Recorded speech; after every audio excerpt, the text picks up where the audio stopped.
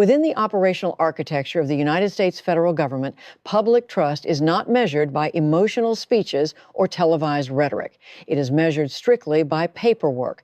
The fundamental mechanism of congressional ethics relies on a highly rigid, verifiable matrix of disclosure forms. When a biological subject occupies a seat in Congress, their financial ecosystem, their private assets, and their proximity to external influence must be systematically mapped onto the public record.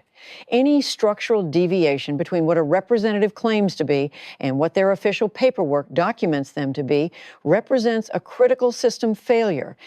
The forensic audit isolates a highly specific geographical and chronological coordinate, the hearing room of the Senate Ethics Subcommittee on Congressional Disclosure Compliance and Spousal Benefits. The physical space is not arranged for a standard ideological debate. It is configured as a diagnostic chamber.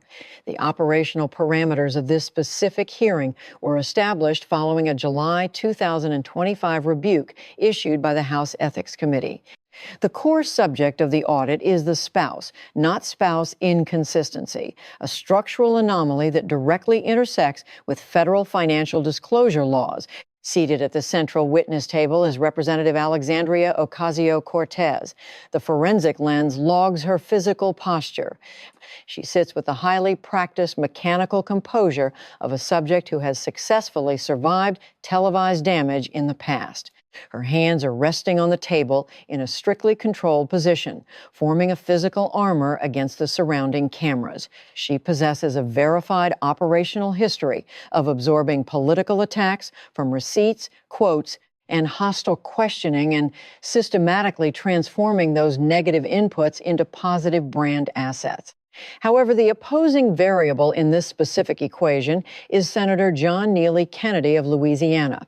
He is seated exactly 5 chairs from the center of the dais.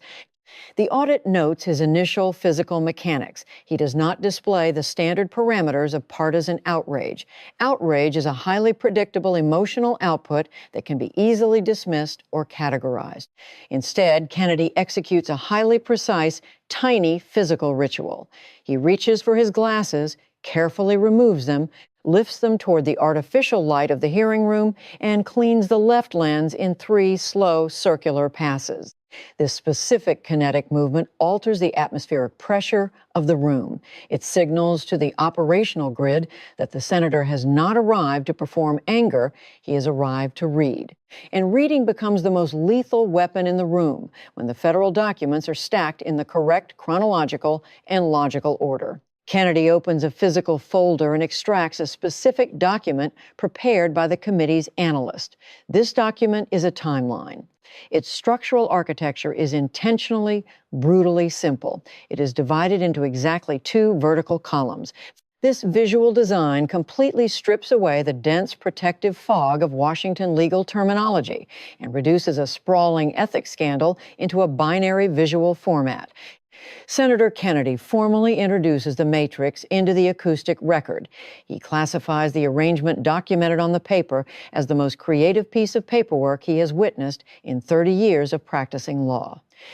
He then defines the parameters of the 2 columns. The left column represents extraction. It logs every single official form where the subject's congressional office explicitly listed a biological male named Riley Roberts as her spouse. Kennedy reads the data points sequentially, actively refusing to inject emotional embellishment into his vocal delivery. The audit counts the entries, exactly 14 distinct federal and institutional forms. On 14 separate occasions, the internal system designated this man as a spouse. This specific designation is not merely a romantic label. Within the congressional grid, the word spouse functions as a mechanical key. It is the exact paperwork designation that opens physical doors, unlocks restricted access, clears the pathway for free international travel, and seamlessly converts private proximity into highly valuable public privilege. When the form produces something of tangible value, a ticket, a trip, a credential, Riley Roberts is legally and officially documented as a husband. The left column is completely full. Then Kennedy executes the physical pivot. He sets the left column down and picks up the right column. This movement is quiet, almost gentle. The right column represents accountability. It lists the annual financial disclosures. This is the singular set of federal forms engineered to force absolute daylight into the proximity arrangement. It is the specific legal mechanism that strictly requires the public to see the partner's assets, his private income, his business interests, his corporate clients, and the exact financial relationship sitting dangerously close to a sitting member of Congress. Kennedy holds the physical page up and turns it outward toward the committee members. He states the factual condition of the document. It's blank, ma'am. Riley Roberts does not appear. He mathematically evaporates. He then places the blank page directly beside the list of 14 active entries. The visual contrast serves as its own unalterable verdict. The scandal is instantly stripped of abstract relationship definitions and reduced to pure arithmetic, 14-1. The forensic equation is locked. 14 forms where the spouse status successfully delivered physical and financial advantages. One specific category where the exact same spouse status would trigger transparency and public liability. And in that single category, the spouse is completely erased from the operational record. It is the exact same biological man, inhabiting the exact same physical address, operating within the exact same political universe. Yet the paperwork algorithm magically registers him as a husband when the benefits arrive and renders him completely invisible when the books are required to be opened. Kennedy does not need to deploy the word hypocrisy into the acoustic space because the ratio completes the argument automatically. The full column and the blank column violently collide on the mahogany desk, establishing a structural anomaly that no amount of political rhetoric can possibly resolve. Having successfully established the catastrophic 14-1 mathematical imbalance between the two columns of paperwork, the forensic audit must now isolate and quantify the exact physical yield generated by the left column. Senator John Neely Kennedy does not summarize the benefits. Summarization allows for political spin. Instead, he reads the official entries sequentially, methodically establishing the precise coordinates of extraction, where the word spouse successfully triggered a transfer of physical or financial value. He initiates the sequence by locking onto the earliest chronological data point. He reads directly from the official text, the September 2021 Met Gala attendance form. On this specific federal document, Riley Roberts is explicitly listed as a spouse. The audit strictly quantifies the physical benefit received from this designation. The entry logs one complimentary ticket officially valued at $250, but structurally it provides something significantly heavier. It grants direct elite event that mechanically costs $35,000 per person to attend. The designation of spouse functioned as a $35,000 security bypass code. While Senator Kennedy recites these specific metrics, Representative Alexandria Ocasio-Cortez maintains her heavily guarded physical posture. Her hands remain resting securely on the table in a meticulously controlled position.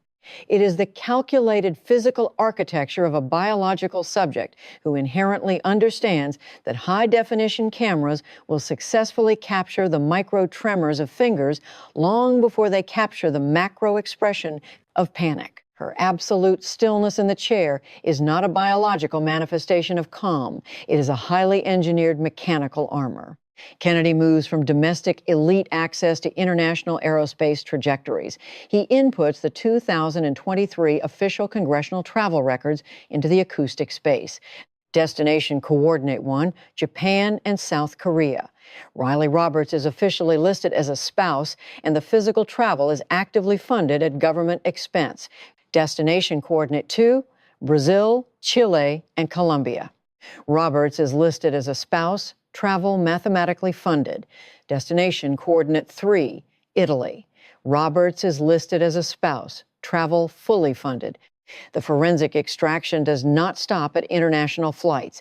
Kennedy isolates a permanent physical object granted to the subject. Roberts also received a highly specific piece of plastic embedded with security clearance, which the ethics forms officially describe as a congressional spouse ID. This physical credential serves as a master key, actively granting the member's spouse unrestricted physical access to secure congressional facilities, exclusive internal events, and institutional privileges. The structural equation is now fully visible. Free tickets, free international travel, free logistical meals, free VIP access, and free federal credentials. The spouse designation acts as a flawless mechanism for receiving. The audit must now evaluate the defensive algorithms deployed to protect this mechanism. Senator Kennedy introduces the formal legal explanation provided by Representative Ocasio-Cortez's own legal counsel. He reads directly from a physical letter submitted to the Ethics Committee, officially dated the 16th of May 2025. The attorney's text attempts to construct a highly sophisticated linguistic fog to hide the structural anomaly. The lawyer formally argues that Mr. Roberts is legally considered a spouse within the specific operational context of federal campaign finance law, but he is mathematically not a spouse for the purposes of financial disclosure requirements. The forensic lens immediately detects the catastrophic failure in this legal code. It is an argument attempting to split a single biological entity into two distinct quantum states, purely based on financial convenience. Kennedy looks up from the paper, intentionally letting the sentence hang in the acoustic space just long enough for the entire hearing room to process exactly how mathematically absurd it sounds once it is physically removed from expensive legal stationery. Kennedy completely strips away the protective legal vocabulary. He translates the attorney's defense into a brutal, unalterable physical reality. He is your spouse under one set of rules and not your spouse under another set of rules. He locks the geographic and biological parameters. Same man, same form universe, same address. Different answer. To completely shatter the remaining legal fog, Kennedy deploys a highly specialized diagnostic tool, the Louisiana blade, heavily wrapped in a regional joke, but surgically sharpened with federal paperwork. He introduces a hypothetical subject named Boudreaux to the permanent record. He states that in Louisiana, Boudreaux possesses a highly specific vocabulary for a biological male who acts married on the specific days he wants to utilize the joint credit card, but magically becomes single on the exact days the financial bill arrives in the mail. Kennedy inserts a calculated mechanical pause into his delivery. The entire room physically leans into the silence because the structural trajectory of the joke is already visible before it fully arrives. He concludes the sequence by noting that while Boudreaux would use unprintable words, the most polite assessment is that this specific man is not actually confused about the status of his marriage. He is simply confused about which specific audience is currently listening. At this exact chronological marker, the physical environment of the hearing room fundamentally alters. The room generates an acoustic output that congressional chambers are structurally not designed to accommodate: genuine laughter. The audit logs this acoustic reaction not as partisan cheering or manufactured outrage, but as a mechanical release of pressure. It is the exact sound a localized population makes when a highly complicated millions of dollars legal excuse is suddenly and violently exposed as a very simple, rudimentary scam wearing a professional necktie. This specific classification of laughter is lethal to a political brand. A subject can deploy defensive algorithms against anger. They can deploy shields against partisan accusation, but there is absolutely no known mechanical defense against being made structurally ridiculous. The fundamental absurdity of being married on a Monday to receive an asset and single on a Tuesday to avoid a liability does not require an advanced legal degree to process. It instantly crosses every ideological boundary. During this acoustic wave of laughter, the forensic camera isolates AOC's physical reaction. Her jaw visibly tightens. It locks into a highly resistant mechanical position. She is actively executing a physical protocol to not react while the surrounding environment reacts violently around her. However, the laws of visual contrast dictate that a biological face actively refusing to smile while the entire surrounding grid laughs only becomes significantly more visible. The intense physical restraint ceases to function as camouflage. It mutates directly into a high-intensity spotlight, highlighting the exact location of the system failure. The forensic audit has successfully established the structural absurdity of the paperwork matrix. The acoustic wave of laughter inside the hearing room signaled the complete collapse of the subject's primary legal defense. Senator John Neely Kennedy allowed the laughter to breathe for only a highly calculated fraction of a second. He then immediately terminated the acoustic release and moved straight back to the physical evidence. The Louisiana joke was never the final operational destination. It was merely the mechanical doorway engineered to force the next exhibit open. Kennedy executes a sudden transition. He shifts the analytical lens away from cellulose documents and redirects it toward a specific biological coordinate, Representative Alexandria Ocasio-Cortez's left hand. Before Kennedy even fully articulates the next parameter, the forensic camera captures a highly specific involuntary reflex. AOC's left hand physically moves. This micro-movement transmits significantly more operational data than any highly prepared, focus-tested verbal response ever could. It is her ring hand, the specific biological appendage that had previously served as the mounting point for a highly visible metallic object, an engagement ring. For exactly half a second, the left hand drops below the physical perimeter of the mahogany table. The audit logs this movement not as a random twitch, but as a subconscious biological diagnostic check. The physical body is instinctively verifying whether the incriminating evidence is still physically present on the finger. The metallic object is not there. The hand returns to the visible surface of the table, completely empty.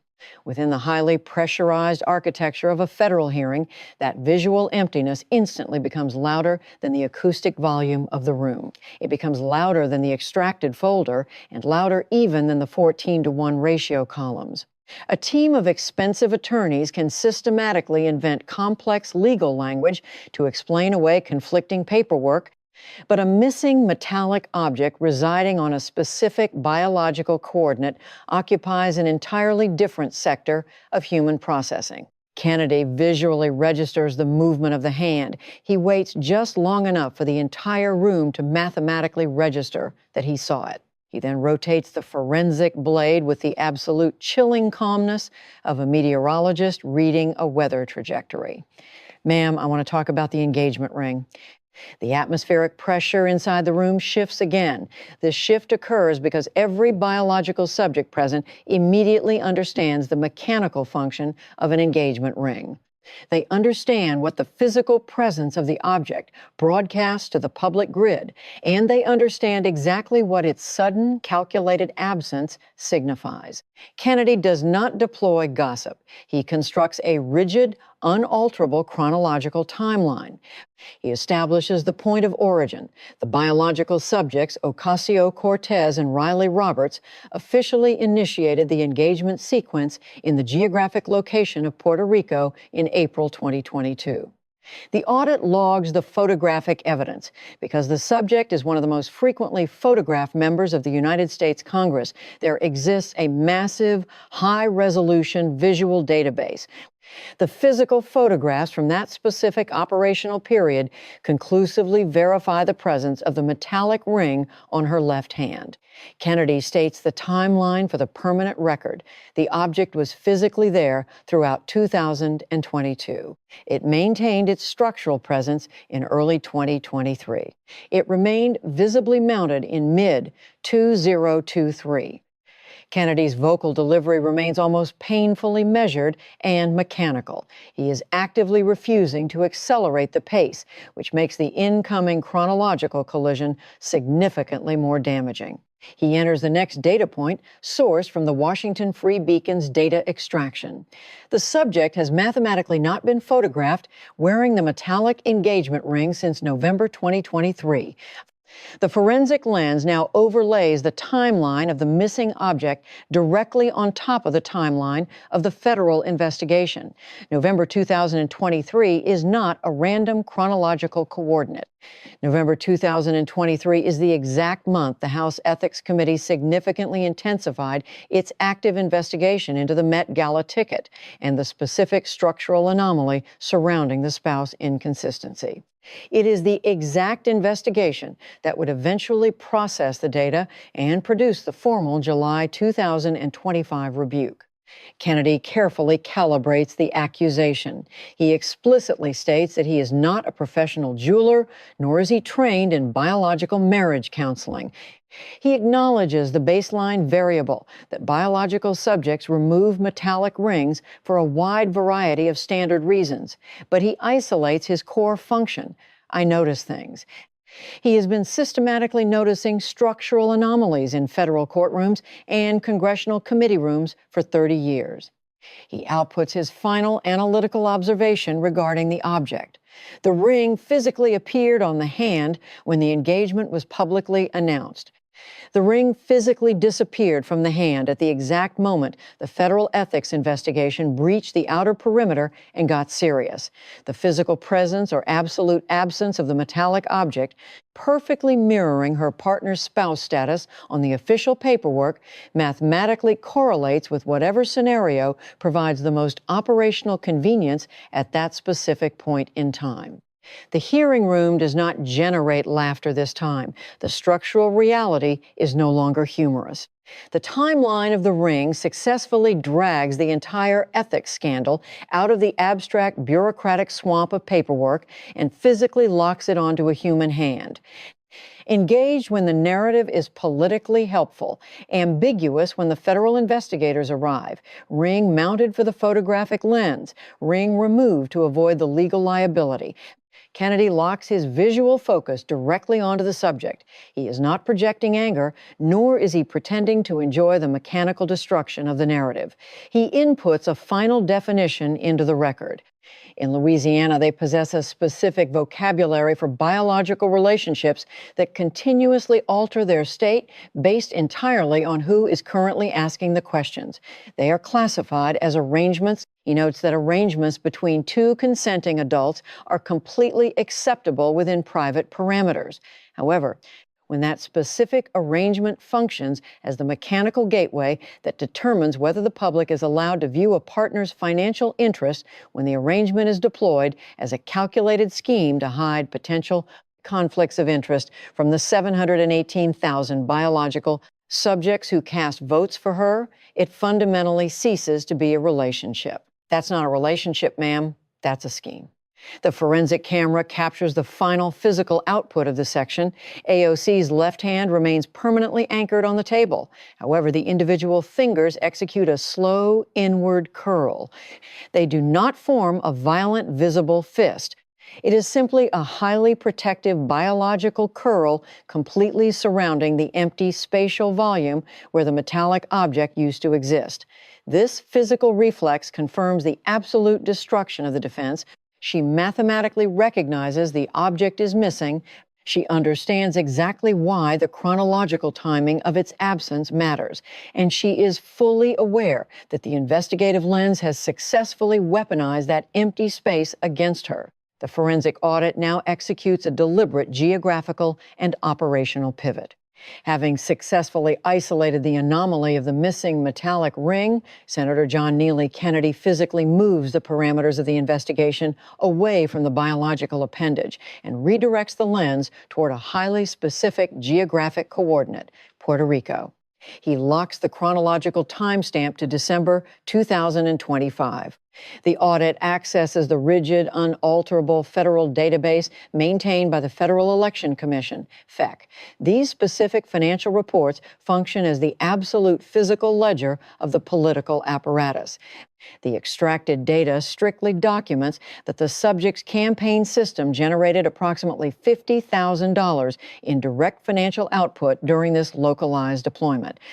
The forensic lens categorizes the specific recipients of this massive capital injection. The financial burn rate was exclusively directed toward luxury hotels, upscale dining establishments, and a highly specific venue rental physically located where a biological subject performing under the designation Bad Bunny was operating. Senator Kennedy places this $50,000 physical receipt directly onto the mahogany table and mathematically compares it against the campaign's acoustic branding. This extreme financial expenditure occurred simultaneously during an operational deployment officially designated and marketed to the public grid as the Fighting Oligarchy Tour, executed alongside Senator Sanders. Kennedy intentionally lets the acoustic slogan and the physical receipt sit adjacent to each other in the room. He mathematically calculates the extreme structural deviation between the two variables. Acoustically broadcasting a fight against an oligarchy while simultaneously channeling massive streams of campaign capital through luxury resorts and upscale dining environments is not a mere political contradiction. It is a massive structural failure that requires absolutely no additional rhetorical decoration. The physical receipt perfectly decorates the failure on its own. Maintaining an entirely blank, mechanical facial expression, a posture that significantly sharpens the cutting edge of his sarcasm, Kennedy reintroduces his Louisiana diagnostic proxy. He inputs a functional definition of an oligarch into the acoustic record, a biological entity that actively extracts other people's financial capital to physically live like a king, while continuously transmitting acoustic signals to the king's subjects that they inherently deserve better. Kennedy logs Boudreaux's mechanical classification of this exact behavior pattern. In Louisiana, they simply classify that specific entity as a politician. He then inputs the final logical query generated by the diagnostic proxy. If an apparatus requires $50,000 of extracted campaign capital simply to fight against wealthy entities, what is the mathematical cost required to actively fight for them? The hearing room generates a secondary wave of acoustic laughter. The room has successfully synchronized with Kennedy's mechanical rhythm, a rhythm where a highly calculated joke arrives securely wrapped around a physical fact that is structurally too stubborn to be dismissed. The audit now moves to the most lethal mathematical equation of the hearing. The committee's internal analysts had previously executed a cross-reference operation. They placed the campaign's luxury spending matrix directly beside the financial operational budget of the subject's physical district office.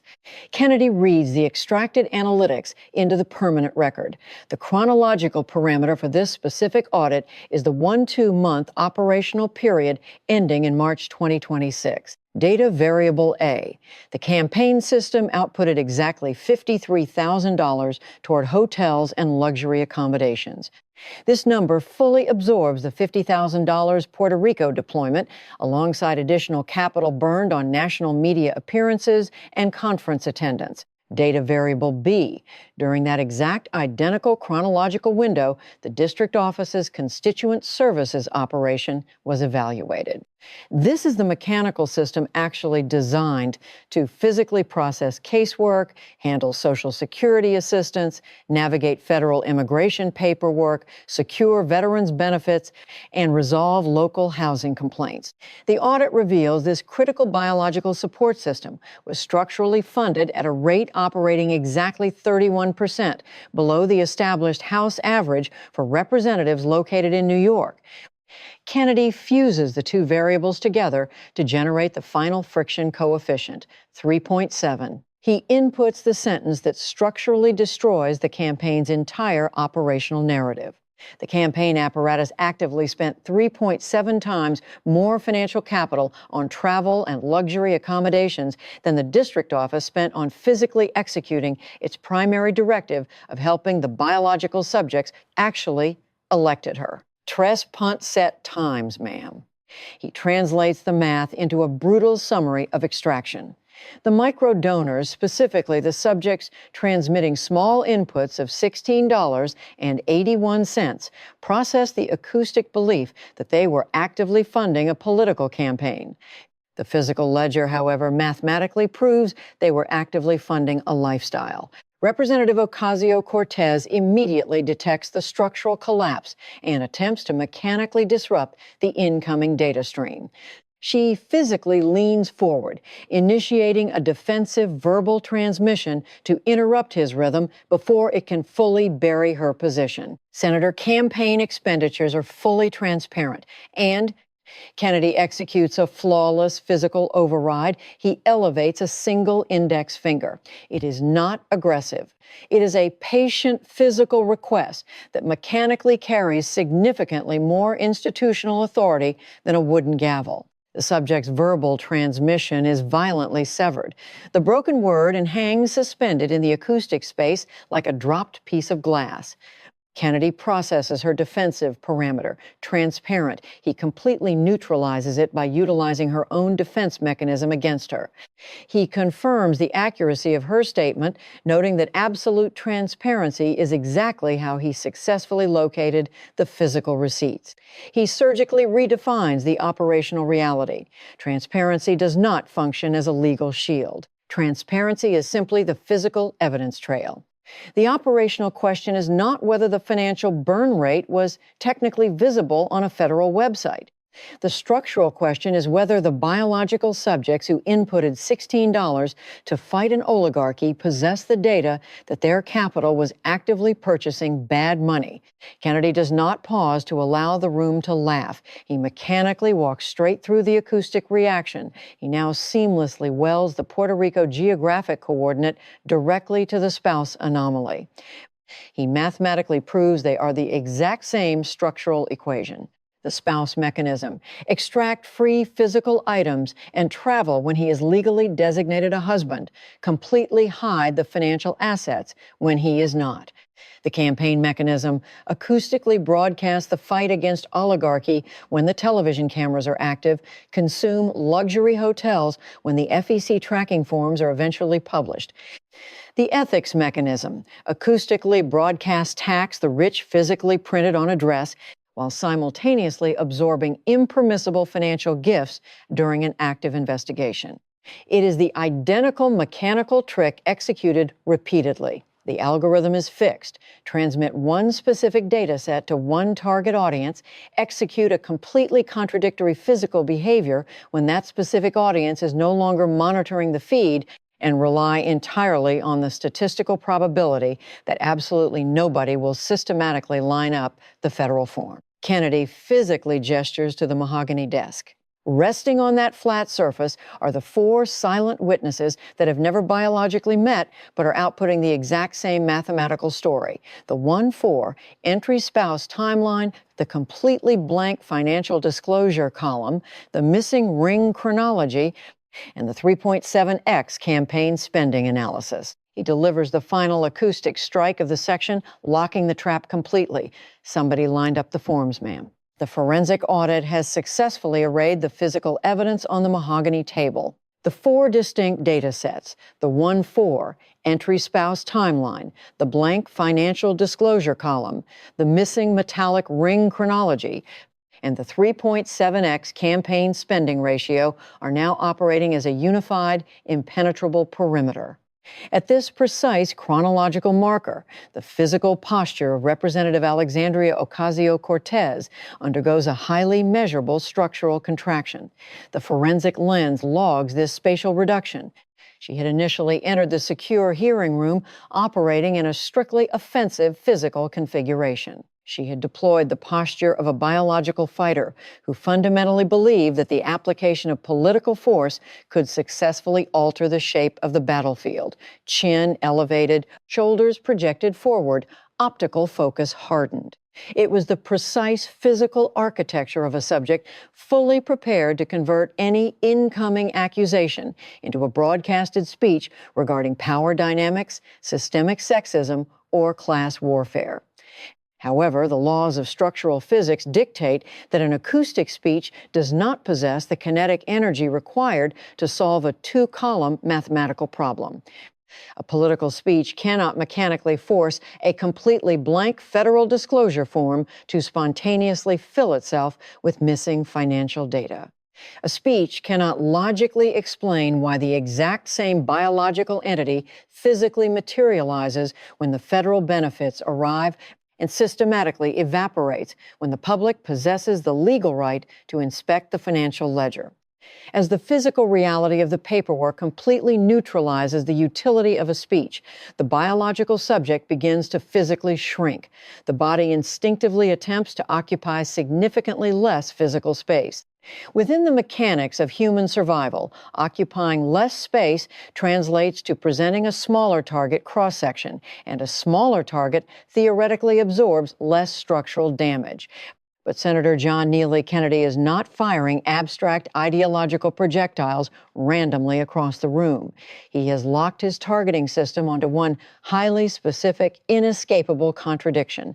The physical folder resting on the desk does not register whether the subject leans forward, leans backward, generates a smile, or outputs a frown.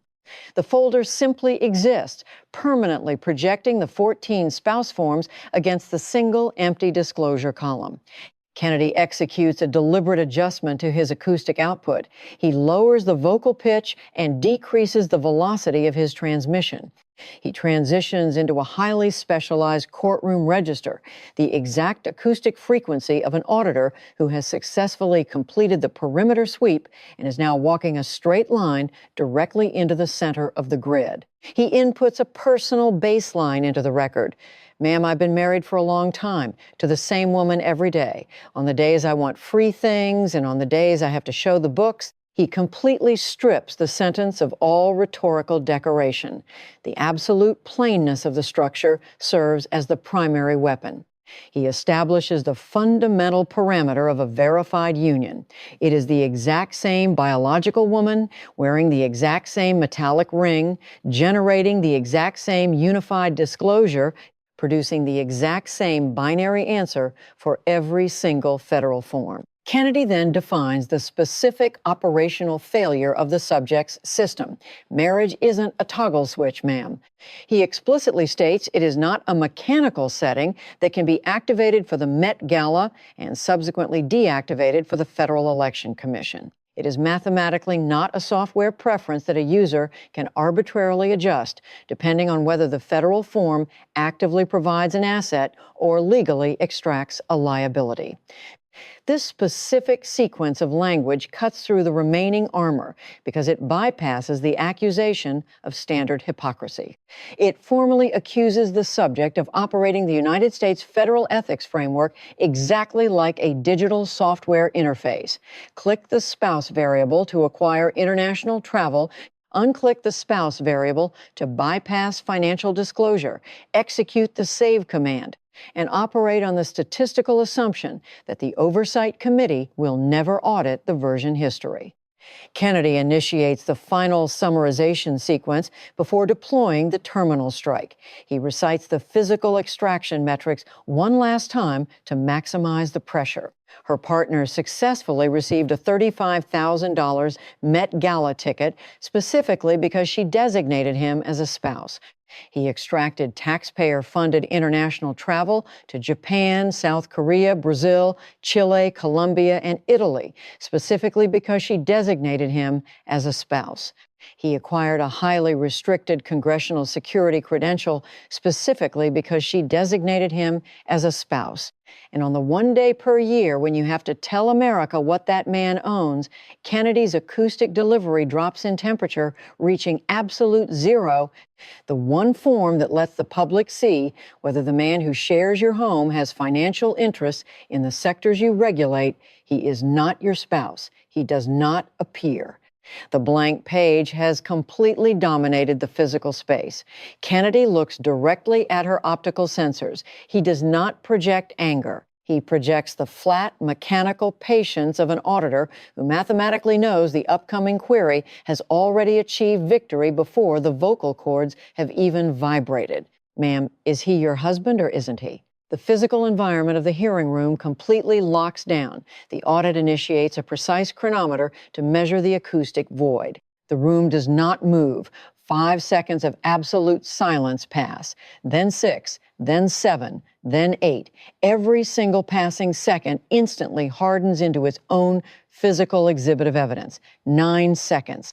10, 11, 12. Exactly 12 seconds of unbroken acoustic silence materialize in a federal hearing room where a senator from Louisiana has just inputted the simplest binary question available in the English language, and the congresswoman from the Bronx structurally cannot output an answer. The forensic lens dissects the mechanics of this paralysis. The subject is not experiencing a vocabulary deficit. The legal parameter is not too highly advanced for a standard civilian to process. The question is not structurally unfair. The paralysis occurs because the subject has been successfully forced into a binary trap that was engineered, constructed, and locked entirely by her own submitted paperwork. Kennedy did not manufacture a contradiction. The contradiction had already been officially filed, dated, signed, submitted, and permanently preserved within the federal database. He merely aligned the documents in a sequence that rendered the contradiction mathematically impossible to deny. The audit maps the two available operational pathways, both of which terminate in absolute structural destruction. Pathway A, the subject outputs the acoustic signal, "Yes, he is my spouse." If she executes this pathway, every single financial disclosure form previously filed without his attached assets instantly detonates into a severe federal violation. Every hidden consulting client suddenly morphs into an illegal concealment of data that she actively failed to disclose before the public recognized the necessity to ask. Pathway B, the subject outputs the acoustic signal, "No, he is not my spouse." If she executes this pathway, every single physical benefit extracted via the spouse designation instantly converts into a federal liability. The international flights, the VIP tickets, and the security access immediately become impermissible gifts and fraudulent status acquisitions obtained through a relationship label she is now legally refusing to stand behind while under federal oath. Yes, directly leads to disclosure violations. No directly leads to impermissible gifts and false federal filings. Within this completely locked binary trap, silence is the only operational output that does not immediately explode the system in one specific direction. However, the 1-2-second void systematically confirms the entire forensic thesis. It acoustically broadcasts to the entire room that she fully understands the mathematical stakes. It verifies to the cameras that she accurately recognizes both available exits lead directly into the exact same fatal hallway. It permanently logs into the national record that the most devastating offensive weapon in Washington is not an aggressive accusation, but a binary question so structurally simple that the guilty entity literally cannot afford to answer it. The 1-2-second acoustic void mathematically collapses. The absolute silence that dominated the hearing room is finally broken, but it is not broken by the transmission of a binary yes or no data point. Before the biological subject even initiates her verbal response sequence, the forensic audit tracks a critical, involuntary physical movement. It maps the precise trajectory of Representative Alexandria Ocasio-Cortez's visual focus. Historically operating within highly pressurized congressional environments, the subject's optical sensors instinctively seek out the broadcast camera.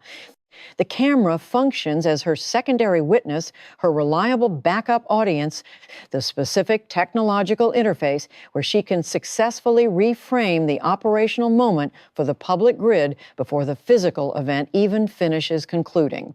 However, trapped inside the 1-4-1 paperwork matrix, her eyes do not track to the camera. They do not track to the physical exit sign.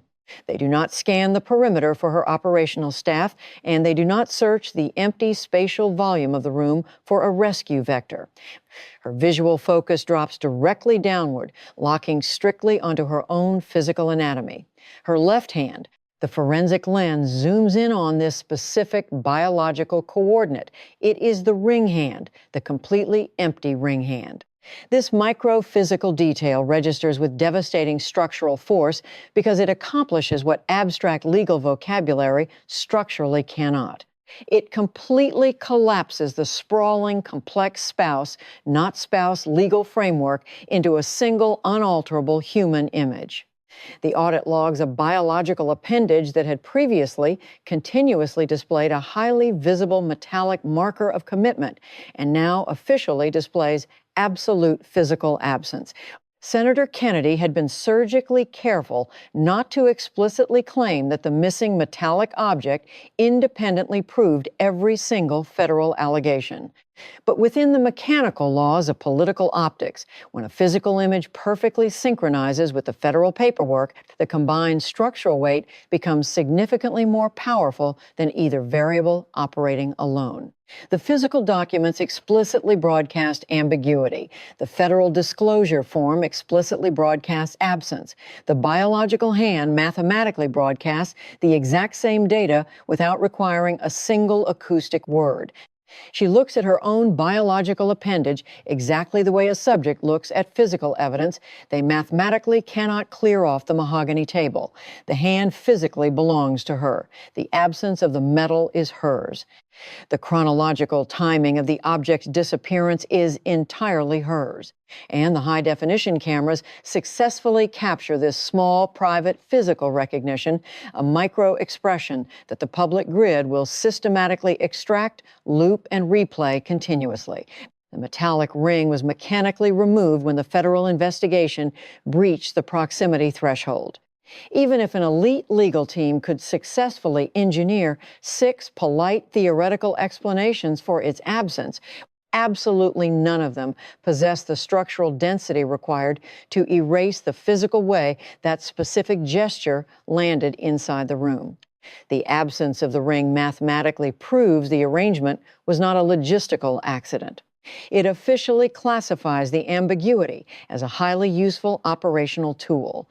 And within the rigid architecture of congressional ethics, useful ambiguity never maintains its innocence for long. Senator Kennedy processes the visual data. He waits. The audit logs his physical posture. He is exhibiting the highly calculated patience of a biological subject executing a phishing protocol.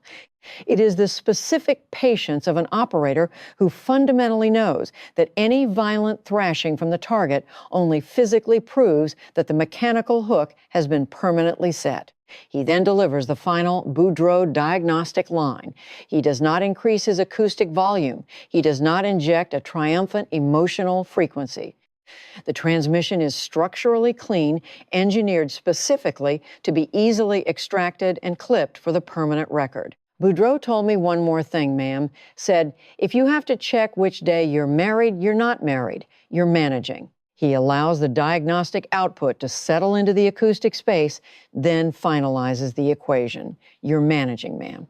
And the thing you're managing isn't a relationship, it's a disclosure. Kennedy physically closes the folder containing the 1:4-to-1 matrix. No further questions. The audit notes the precise mechanics of this action. It is not a dramatic, high-velocity slam. It is not a theatrical television flourish engineered to beg for audience admiration. The physical movement is actually much worse than that. The quiet, gentle closing of the cardboard folder mechanically communicates that the physical documents have successfully completed their designated structural job, and absolutely no additional kinetic force is mathematically necessary to destroy the target. The biological subject is now forced to output an acoustic response. Representative Ocasio-Cortez transmits a continuous verbal sequence lasting exactly 2 minutes and 19 seconds. The forensic algorithm processes this block of acoustic data. It is structurally classified as the most heavily defensive response she has ever generated across 5 separate federal hearings. This metric is critical because all previous congressional hearings had attacked abstract variables: her ideology, her political performance, her administrative competence, or her public posture. Those specific variables can be systematically converted into counterattacks if the political operator processes data fast enough. But this specific hearing physically touched the private mechanical hinge upon which the public paperwork actually turns. It structurally fused a biological relationship and a federal financial disclosure into the exact same equation. Defending a biological relationship inside a federal hearing room requires an entirely different algorithm than defending a legislative voting record. A voting record can be mechanically spun. A relationship is either mathematically consistent or it is broken. During the 2 minutes and 19 seconds, she outputs a massive volume of decoy data. She acoustically claims the Ethics Committee's formal rebuke was generated by political motivation. She transmits the claim that her biological relationship with Riley Roberts is strictly personal and private. She cites her attorney's highly complex interpretation of spousal status, claiming it synchronizes with existing legal frameworks. She claims the $50,000 campaign spending deployment was completely compliant with FEC regulations. She outputs thousands of phonetic syllables that are structurally designed to sound exactly like an answer, provided the receiving entity is not actively listening to the original query. The audit filters the 2 minutes and 19 seconds to locate the core data blocks. The results are absolute zero. She mathematically does not state whether Riley Roberts is her spouse. She completely fails to address the 14-to-1 ratio. She systematically refuses to explain why the federal disclosure column is completely empty. She outputs absolutely zero data regarding the missing metallic ring. She does not address the existence of the consulting clients operating in her regulated sectors. She entirely ignores the 3.7 times luxury to constituent financial friction. And she absolutely does not answer the binary question Kennedy physically placed at the exact center of the room. Her acoustic response contains an immense volume of words, but within the physical reality of the hearing room, those words merely flow around the hard evidence, exactly like water flowing pointlessly around a solid stone. Kennedy does not physically or acoustically react. Reacting would mathematically cheapen the structural weight of the moment. He is already executing his exit protocol. He is physically removing his glasses, carefully folding the mechanical hinges, and placing them into his breast pocket with a microscopic nod toward the gallery. It is the precise physical nod of an operator who mathematically does not need to declare a victory because every single biological subject in the room had successfully heard the silence. 14 times a spouse, 0 times disclosed, and 12 seconds where both the yes pathway and the no pathway led directly to the exact same federal destruction. That was the hearing in its purest, most mechanical form. 2 columns, 1 question, absolute 0 answer.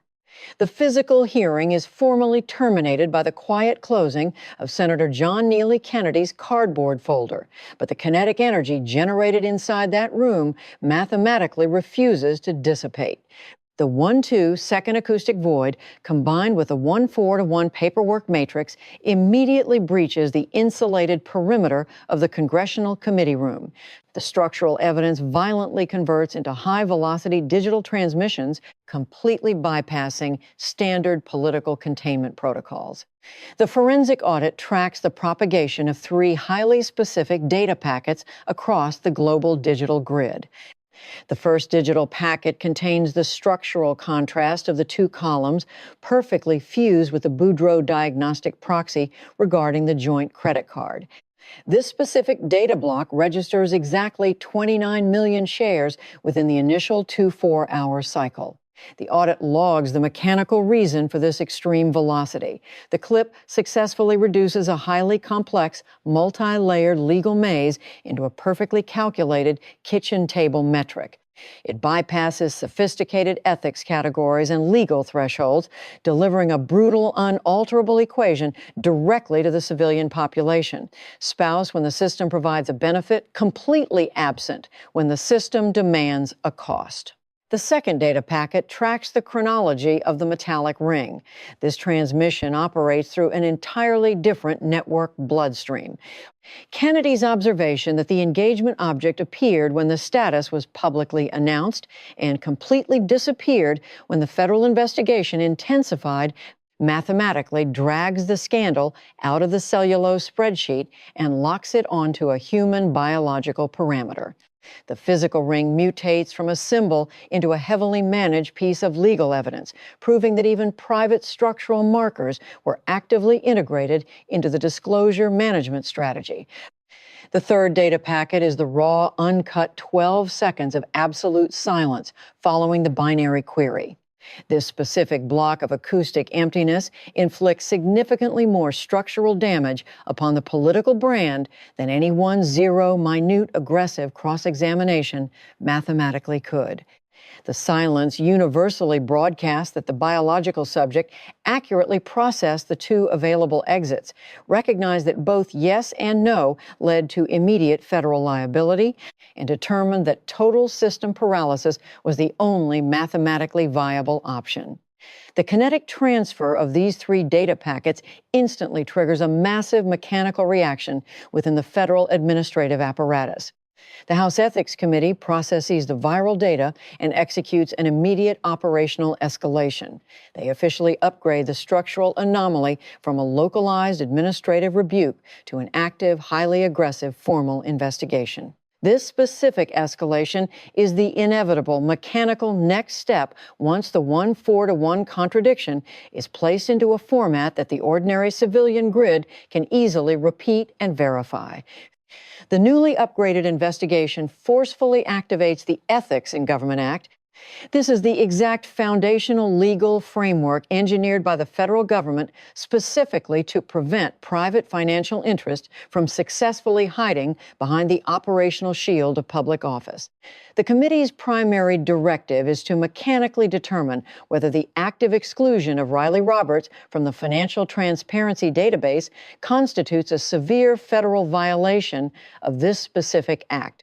To execute this directive, the committee deploys its most lethal extraction tools, legal subpoenas. The federal subpoenas are mathematically directed at Riley Roberts' private financial architecture.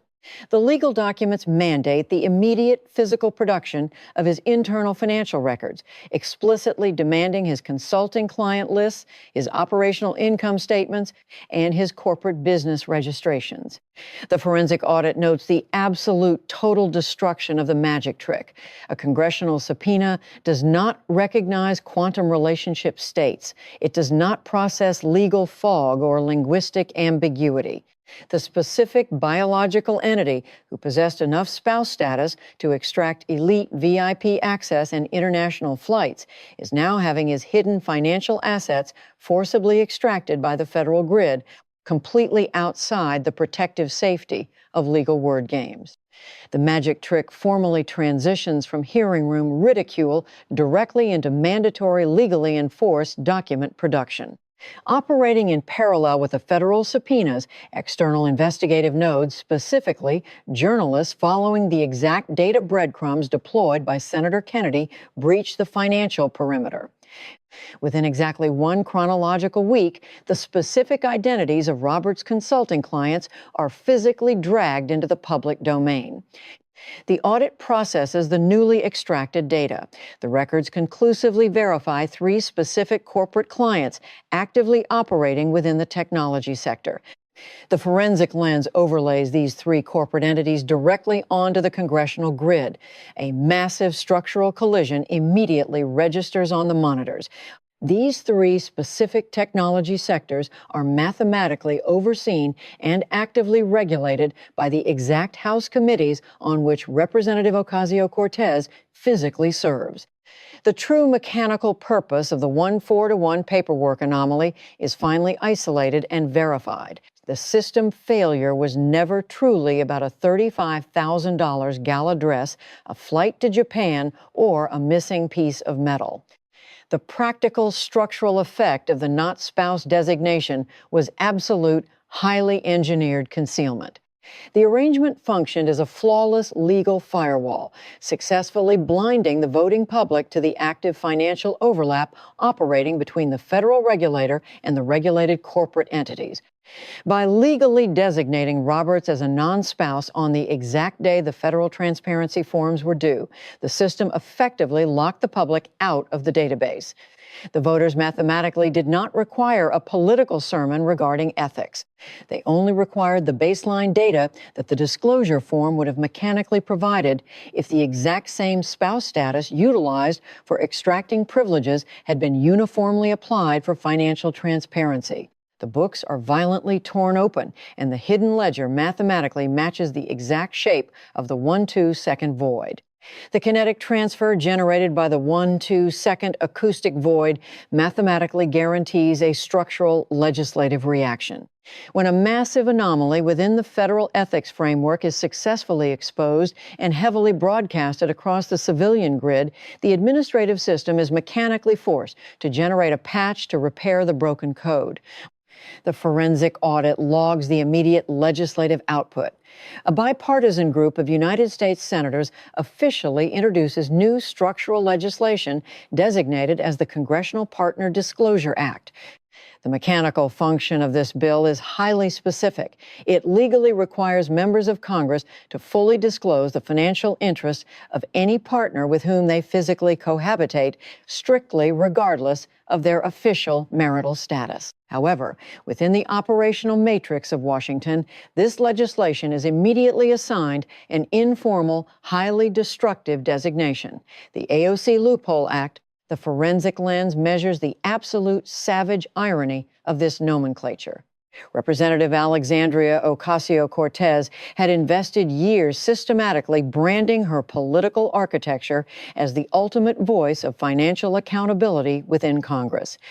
She engineered a public profile as the specific biological entity willing to aggressively call out corruption, institutional privilege, insider dealing, and elite hypocrisy.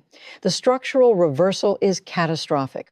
She mathematically transitioned from being the loudest acoustic broadcast demanding transparency to becoming the exact physical reason a federal disclosure bill had to be authored. The political branding and the physical legislation are now permanently pointing in completely opposite directions. As the legislative patch is constructed, the cultural replication of the system failure accelerates. The Schrödinger spouse anomaly mutates into an unstoppable digital meme. It physically replicates across commercial T-shirts, editorial cartoons, and reaction videos. The replication apex is achieved through a Saturday Night Live television sketch. The broadcast features an actor portraying Senator Kennedy asking the binary query, while the actor portraying AOC mechanically flips a physical card, displaying yes on one side and no on the other, structurally adjusting the output depending on which specific form is currently processing. The audit logs exactly 41 million digital shares for this specific sketch. The subject inputs absolutely no acoustic comment regarding the broadcast. While silence is theoretically a smart operational protocol to prevent a comedy sketch from achieving permanent immortality, it merely functions as a secondary layer of silence, stacked directly on top of a story that is already fundamentally defined by a 1-2 second acoustic void. The forensic system now measures the internal damage to the subject's operational core. The metrics are extracted directly from the Democratic primary voter database. The subject's authenticity rating suffers an immediate mathematical drop of exactly 9 points. When algorithmically combined with previous systemic damage, including the initial Kennedy hearing, external grading metrics, and the accumulated physical bruises of prior televised losses, the cumulative authenticity decline violently hits 20 points from the established baseline.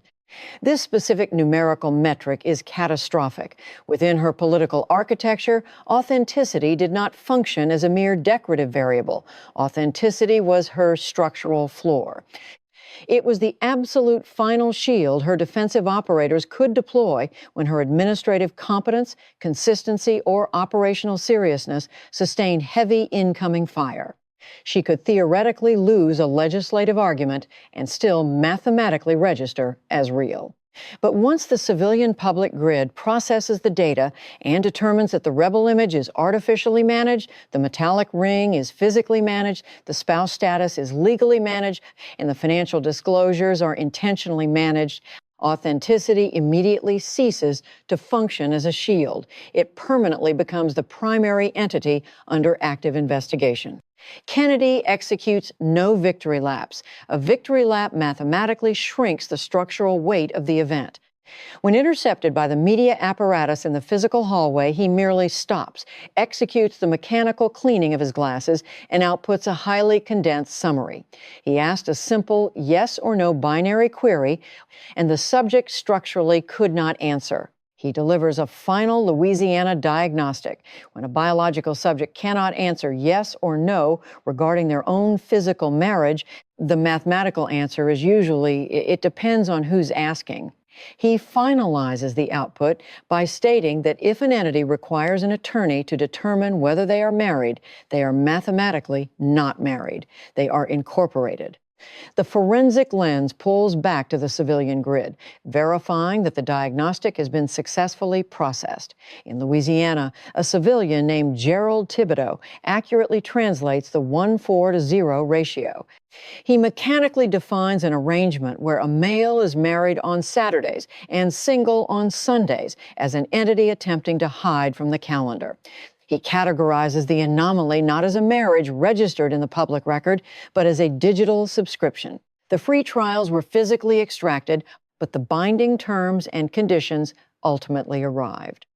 In Ohio, civilian monitors process the mechanics of the metallic ring. They mathematically separate standard political theater from highly engineered deception. The voting public is programmed to survive a baseline level of political pretending. They systematically forgive polished speeches, timed optical tears, and focus-tested slogans. But the 14 federal forms perfectly aligned against the single blank column register as deliberate structural engineering. Sitting in a secure room with legal counsel to construct an operational pathway that provides just enough spouse status to extract VIP privileges, but strictly denies enough spouse status to evade public disclosure, it requires intense calculation and deliberate dishonesty that structurally cannot occur by accident. The physical removal of the engagement ring permanently serves as the most devastating metric. Removing a metallic symbol of love specifically because it has mutated into federal legal evidence represents the saddest, most mechanical trick in the entire folder. When biological commitment must be actively managed around financial disclosure risks, the physical arrangement has already confessed significantly more data than the witness ever will. The forensic audit permanently closes the file on the 1-2-second void. It was not a standard political silence. It was a complete mechanical lockdown generated by the realization that yes was a federal violation and no was a massive fraud-shaped door waiting to physically open. The Congresswoman sat entirely paralyzed for exactly 12 seconds, locked tightly inside the inescapable prison constructed entirely by her own submitted paperwork. 2 columns, 14-1, and the 12 seconds of silence that answered everything.